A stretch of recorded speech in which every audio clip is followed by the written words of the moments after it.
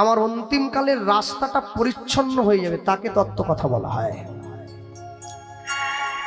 পরীক্ষিত মহারাজকে সুখদেব গোস্বামী মহারাজ যে কথা শোনালেন 7 দিন ধরে, তাকে তত্ত্ব কথা বলা হয়।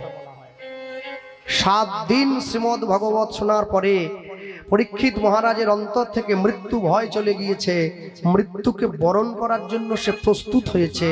যে কথা শুনে তাকে তত্ত্ব কথা বলা হয়। আমি যার জন্য শুরুতে বলেছিলাম, কৃষ্ণ নাম কর জীব, আর সব মিছে, পলাইবার পথ নাই, জম আছে পিছে।